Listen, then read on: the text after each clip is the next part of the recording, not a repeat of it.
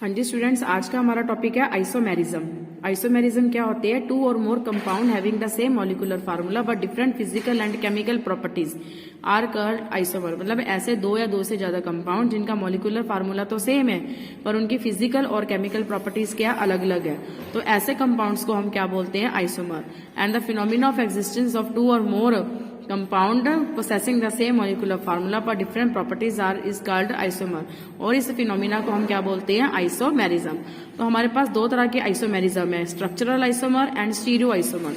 Structural isomer क्या होता है? जैसे नेम का नाम से है, the two compound having the same molecular formula but different structure. मतलब जिनका मॉलिक्यूलर फार्मूला तो सेम होगा पर उनकी जो स्ट्रक्चर है, मतलब अरेंजमेंट ऑफ एटम और group of atom within the molecule are called structural isomer. मतलब ऐसे कंपाउंड जिनका मॉलिक्यूलर फार्मूला तो सेम है बट उनकी जो स्ट्रक्चर है, मतलब अरेंजमेंट ऑफ एटम और group of atom within the molecule वो डिफरेंट है, उनको हम क्या बोलते हैं? Structural isomer. एंड इस फिनोमिना को हम क्या बोलते हैं? Structural isomerism. उसी तरह हमारे पास जो स्टीरियो आइसोमर है वो क्या होते हैं? The compound isomer which have the same structural formula पर different relative arrangement of atom और group of atom in the space are called stereo isomer and the phenomena is called stereo isomerism. मतलब ऐसे isomer जिनका structural formula तो same है पर उनकी space में जो अरेंजमेंट है वो डिफरेंट है, इस तरह के आइसोमर को हम क्या बोलते हैं? Stereo isomer. और इस फिनोमिना को हम क्या बोलते हैं? Stereo isomerism. तो जो हमारे पास स्टीरियो आइसोमर है वो तीन तरह के होते हैं, geometrical isomer, optical isomer and conformational isomer. ठीक है, पर हम अपने इस चैप्टर में हमने सिर्फ क्या पढ़ना है? स्ट्रक्चर आइसोमर पढ़ना है। जो स्ट्रक्चर आइसोमर है उसको हम कितने पार्ट्स में डिवाइड करते हैं? सबसे पहले हमारे पास आ जाता है चेन आइसोमर। तो चेन आइसोमर क्या होता है? The compound which have same molecular formula पर different arrangement of carbon atom within the molecule are called chain isomer or skeletal isomer and this phenomena is called chain isomer. मतलब ऐसे compound जिनका molecular formula तो same है, ठीक है, but उनकी जो अरेंजमेंट ऑफ एटम है वो क्या अलग अलग है। जैसे हमारे पास यहाँ पे देखो, सबसे पहले मीथेन है, फिर इथेन है, फिर प्रोपेन है। ठीक है, तो ये तो स्ट्रक्चर आइसोमर नहीं शो करते, पर जो ब्यूटेन है वो स्ट्रक्चर आइसोमर शो करता है। जैसे ब्यूटेन को हम अगर सीधा लिखते CH3 CH2 CH2 CH3, ठीक है। अगर हम इनका एक अल्काइल ग्रुप यहाँ पे लगा देते हैं, अब यहाँ पे देखो नंबर ऑफ कार्बन एटम कितने हैं? 4 कार्बन है, 3 3 6 6 4 10 हाइड्रोजन है। यहाँ पे भी 1 2 3 4 कार्बन है और 3 3 6 3 9 1 10 हाइड्रोजन है।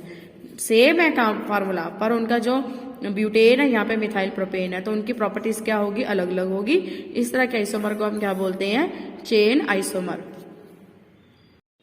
हाँ जी स्टूडेंट, नेक्स्ट हमारा जो है नेक्स्ट कंपाउंड है जैसे पेंटेन। पेंटेन का फार्मूला क्या है? C5H12 है। वो तीन तरह के जो स्ट्रक्चरल आइसोमर है वो शो करता है। जैसे यहाँ पे देखो, पहले हम सीधा फार्मूला लिखेंगे CH3 CH2 CH2 CH2 CH3। तो यहाँ पे देखो 5 कार्बन हो गया और हाइड्रोजन 3 और 2 5, 5 और 2 7, 7 और 2 9, 9 और 3 12। तो इसी कंपाउंड का अगर हम एक CH3 ग्रुप को नीचे लगा देते हैं तो ये हमारे पास बन जाता है 2 मिथाइल ब्यूटेन। ठीक है, या आइसोपेंटेन भी हम इसे बोलते हैं। तो यहाँ पे देखो, यहाँ पे कंपाउंड का मॉलिक्यूलर फार्मूला सेम है, 5 कार्बन हो गए, हाइड्रोजन 3 6 9 9 और 3 12। ठीक है, उसी तरह अगर हम इसको इस अलग तरीके से लिखे जिसमें इससे हम 2 डाई मिथाइल प्रोपेन भी लिख सकते हैं। ठीक है, तो यहाँ पे कार्बन देखो 1 2 3 4 5, हाइड्रोजन 12, 3 6 9 12। तो कंपाउंड जिसमें नंबर ऑफ कार्बन एटम भी सेम है, नंबर ऑफ हाइड्रोजन एटम भी सेम है, पर उनकी जो अरेंजमेंट है, स्ट्रक्चरल अरेंजमेंट अलग अलग है, इस तरह के आइसोमर को हम क्या बोलते हैं? Chain isomer. अब पेंटेन की प्रॉपर्टीज अलग है, मिथाइल ब्यूटेन की प्रॉपर्टीज अलग है और डाई मिथाइल प्रोपेन की प्रॉपर्टीज अलग है। ठीक है, तो कंपाउंड सेम है पर उनकी जो फिजिकल और केमिकल प्रॉपर्टीज अलग अलग होगी, इस तरह के आइसोमर को हम क्या बोलते हैं? Structural isomer. ठीक है, उसी तरह हमारे पास जैसे हमारे पास है ब्यूटेनॉल, वो भी 3 चेन आइसोमर शो करता है। जैसे हमारे पास है ब्यूटेन 1 ओल, तो यहाँ पे CH3 CH2 CH2 CH2O5 OH। अब यहाँ पे जो OH है वो पहले कार्बन के साथ लगा है। ठीक है, तो यहाँ पे जो एक CH3 ग्रुप इस कार्बन के साथ लग गया सेकंड के साथ, तो हमारे पास बन गया 2 मिथाइल प्रोपेन 1 ओल। फिर ये जो एक CH3 है वो एक कार्बन के साथ लग गया। ठीक है, तो हमारे पास बन गया 2 मिथाइल प्रोपेन 2 ओल।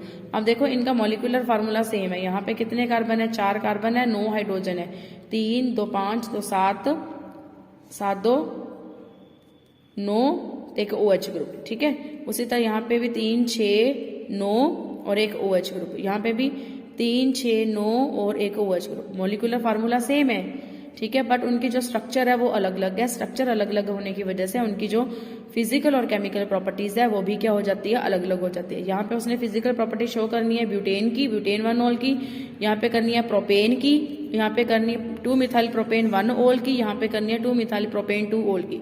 तो एक कंपाउंड की पोजीशन बदलने से उसकी जो केमिकल प्रॉपर्टीज है वो चेंज हो जाती है, ठीक है। तो इस तरह के आइसोमर को हम क्या बोलते हैं, स्ट्रक्चरल आइसोमर। हाँ जी स्टूडेंट्स, आगे हमने करना है पोजीशन आइसोमर। पोजीशन आइसोमर क्या होता है, the compound which have same molecular formula but differ in the position of the functional group, carbon carbon multiple bond and the substituent group are called position isomer. मतलब ऐसे compound जिनका molecular formula तो same है but उनमें जो functional group की position है या फिर कार्बन कार्बन मल्टीपल बॉन्ड जैसे डबल बॉन्ड या ट्रिपल बॉन्ड या फिर सब्स्टिट्यूएंट जो ग्रुप है वो अलग अलग पोजीशंस पे लगे हैं। तो इस तरह के आइसोमर्स कंपाउंड्स को हम क्या, इस तरह के जो कंपाउंड है वो पोजीशन आइसोमर शो करते हैं और इस फिनोमिना को हम क्या बोलते हैं, पोजीशन आइसोमेरिज्म। फॉर एग्जांपल जैसे हमारे पास फार्मूला C3H7O7, तो ये हमारे पास किसका फार्मूला, प्रोपेनोल का, ठीक है।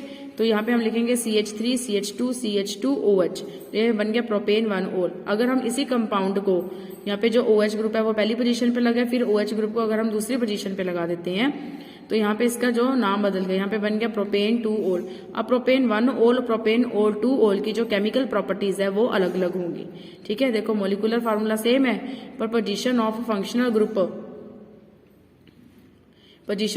ग्रुप क्या है वो अलग अलग है।